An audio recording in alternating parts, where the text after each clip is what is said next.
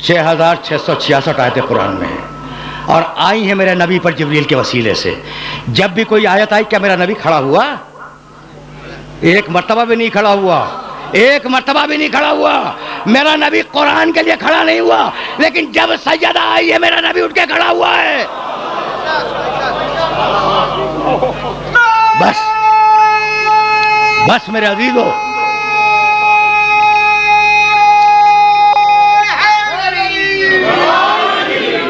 میں نے زحمت دی تو اب ایک جملہ سنو, اور یہ جملہ اس قابل ہے کہ اسے اپنے ذہنوں میں محفوظ رکھ لینا.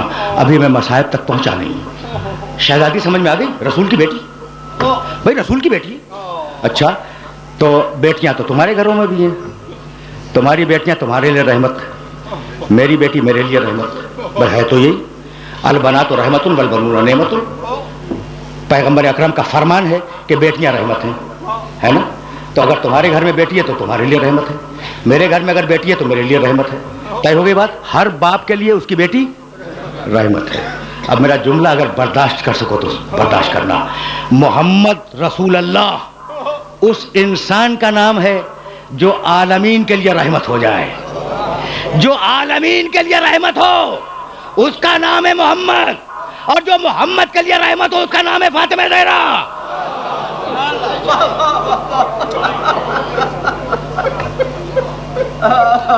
بیٹی بیٹی بیٹی سمجھ میں آ گئی؟ دیکھو باتوں میں 55 دقیقے ہو گئے اور 5 دقیقوں سے زیادہ تمہیں زحمت دینا نہیں چاہ رہا ہوں. گفتگو اپنے آخری مرحلوں سے قریب ہو گئی ہے اور میں چاہوں گا کہ 2-4 جملے اس مرحلے پر سنتے جاؤ, کسی کام آ جائیں گے.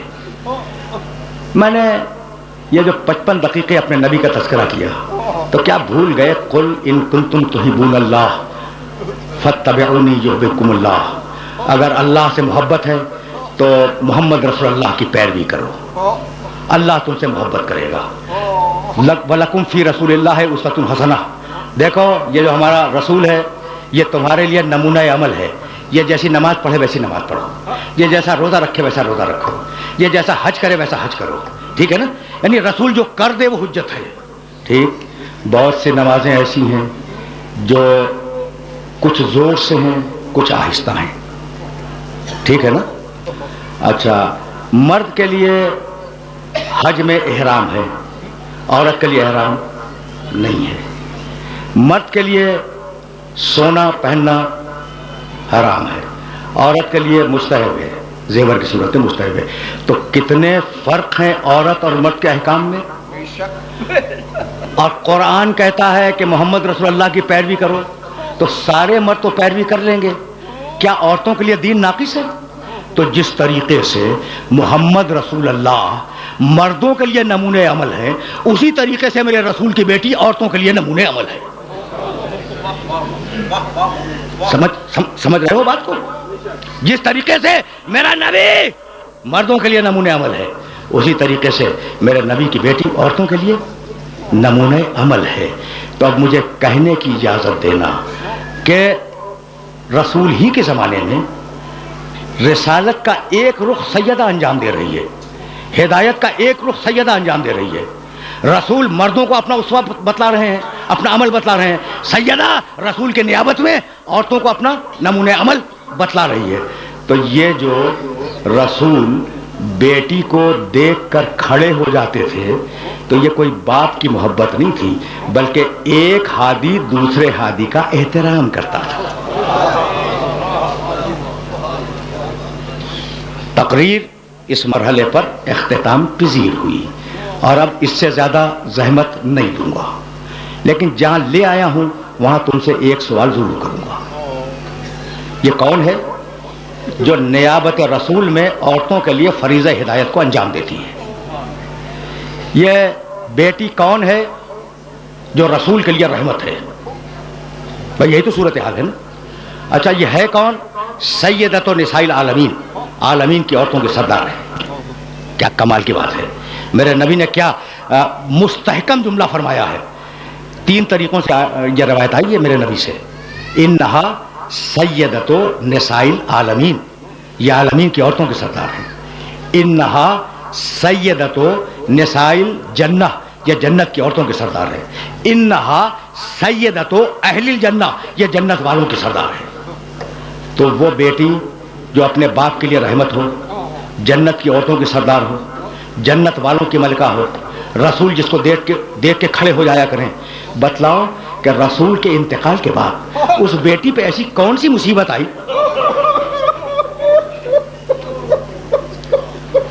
اجرکم اللہ. دیکھو میں نے تو ایک سوال کیا تھا اور تمہاری آوازیں بلند ہو گئیں. اب زیادہ زحمت سماعت نہیں ہے، میں بہت کم مصائب پڑھنے کا عادی ہوں، انتہائی کم مصائب پڑھتا ہوں. لیکن ایک جملہ سننا بھائی، وہ کیا ایسی مصیبت آئی کہ بیوی نے اپنے بال بکھیرے، سیاہ چادر اوڑھی، قبر مطہر رسول پہ آئی، دونوں ہاتھ رسول کی قبر مطہر کے سرانے رکھے اور کہا السلام علیک یا بتا بابا، آپ پر میرا سلام ہو. اور یہ کہہ کے وہ شعر پڑھا صبت علیہ مصائب لو انہا، صبت علیہ مصائب لو انہا صبت الایام سرنا لیالیا. بابا مجھ پر وہ مصیبتیں پڑی کہ اگر روشن دنوں پہ پڑتی تو وہ تاریک رات میں بدل جاتے. اجرکم اللہ. یہ جملہ کہا، آرام سے سن لو، کچھ جملے سن لو. یہ جملہ کہا، بیوی اپنے حجرے میں آئی، شکایت کر کے باپ سے اپنے حجرے میں آئی، اور اب بیوی نے اپنے باپ پر گریہ شروع کیا. صبح ہے، بیوی اپنے باپ پہ رو رہی ہے، دوپہر ہے گریہ کر رہی ہے، شام ہے گریہ کر رہی ہے.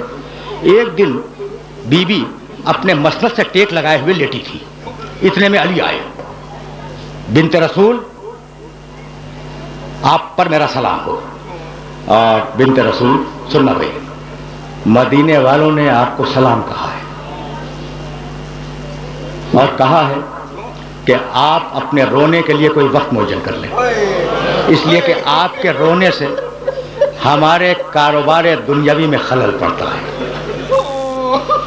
فتنفست السعداء، شہزادی نے ایک ٹھنڈی سانس لی اور کہا ابو الحسن مدینے والوں سے کہہ دیں کہ ان کے رسول کی بیٹی انہیں زیادہ دن پریشان نہیں کرے گی. ابو الحسن کہہ دیں کہ ان کے رسول کی بیٹی انہیں زیادہ دن پریشان نہیں کرے گی. ابو الحسن یہ پیغام تو تھا مدینے والوں کے لیے، اور آپ سے ایک خواہش یہ ہے کہ آپ میرے لیے جنت البقیع میں ایک حجرہ بنا دیں جس میں میں اپنے بچوں کو لے کر جایا کروں اور اپنے بابا پہ گریہ کروں. علی نے اپنے ہاتھوں سے جنت البقیع میں ایک حجرہ بنایا. بیوی کا، جس کا نام بیت الحزن ہے، بیوی کا یہ دستور تھا کہ صبح سویرے اپنے بچوں کو لے کر اس حجرے میں تشریف لے جاتی. حسن، حسین، زینب، ام کلثوم. دوپہر تک بیٹھ کر اپنے بابا پہ گریہ کرتی، دوپہر میں اپنے بچوں کو لے کے آتی، کھانا کھلاتی، حوائج ضروری سے فارغ کرتی، اس کے بعد پھر بچوں کو لے کے جاتی. شام کو پھر واپسی ہوتی. دن گزرے، ہفتے گزرے، مہینے گزر گئے. اب جملہ سننا، ایک دن بی بی اپنے بچوں کے ساتھ گھر میں داخل ہو رہی تھی اور علی گھر سے باہر جا رہے تھے. ایک مرتبہ علی کی نگاہ پڑی شہزادی کے چہرے پر، کہنے لگے کہ بنت رسول، جس دن سے آپ کے بابا کا انتقال ہوا ہے اس دن سے میں نے آپ کے چہرے پر خوشی نہیں دیکھی. یہ آج آپ کے چہرے پر خوشی کے آثار کیسے ہیں؟ بی بی نے ٹھنڈی سانس لی اور کہا ابو الحسن کیا پوچھتے ہو، روتے روتے مجھے نیند آ گئی تھی. میرا بابا میرے خواب میں آیا، اس نے مجھے اپنے سینے سے لگایا، میرے سر پہ ہاتھ پھیرا اور کہا کہ بیٹی تیری مصیبتوں کے دن اب ختم ہو گئے. تو ابو الحسن یہ جو تم چہرے پہ خوشی دیکھ رہے ہو یہ میرے بابا سے ملنے کی خوشی ہے. آرام آرام سے کچھ جملے سن لو. میں ظاہر ہے کہ طویل مصائب نہیں پڑھا کرتا، لیکن جب بات آ گئی ہے تو جی چاہتا ہے کہ دو جملے شہزادی کے سلسلے میں عرض کروں اور تم سے اجازت لے لوں. یہ کہہ کر بی بی حجرے میں داخل ہوئی اور یہ کہتی ہوئی داخل ہوئی کہ ابو الحسن میری خواہش یہ ہے کہ آج آپ میرے پاس بیٹھ جائیں تاکہ میں وصیتیں کر سکوں۔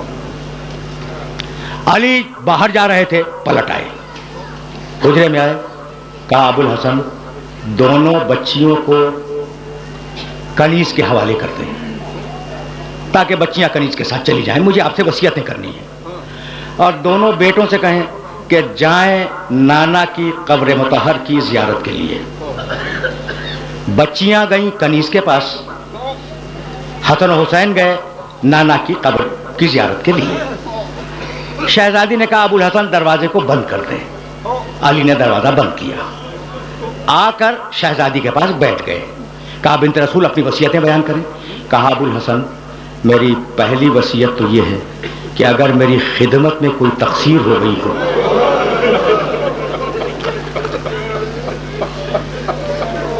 اجرکم اللہ۔ دیکھو تم نے گریہ کیا اور میری مجلس تمام ہو گئی۔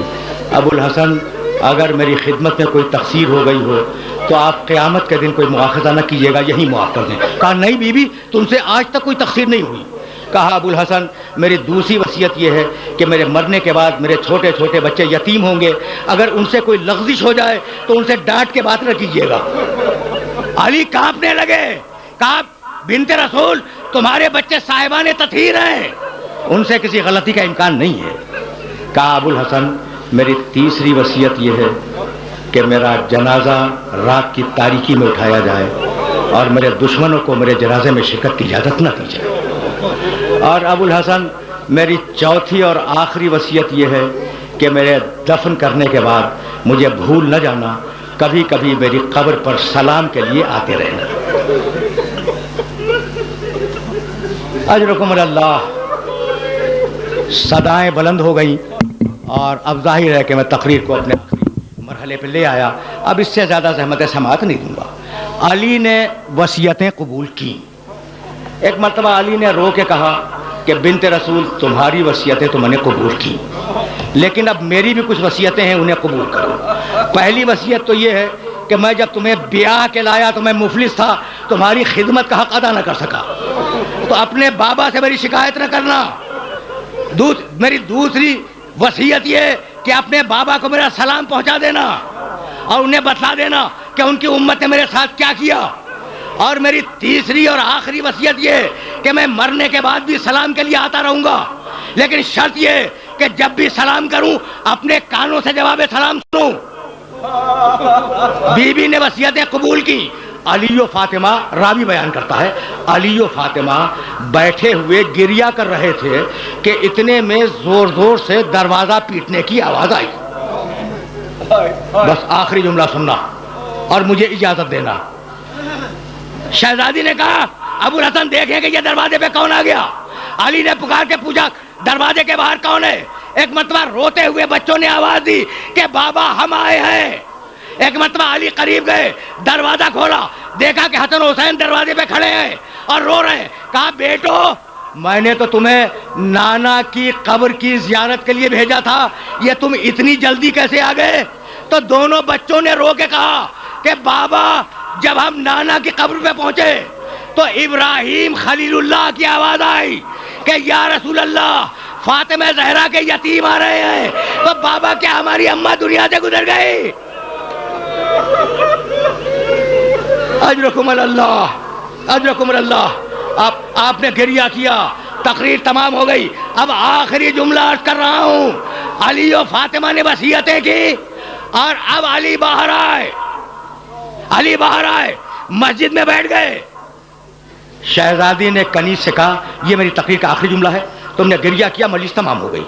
اور تم جانتے ہو کہ میں طویل مصائب نہیں پڑھا کرتا، آج میں نے بہت مصائب پڑھ دیے، فقط آخری جملہ سنو اور مجھے اجازت دے دو۔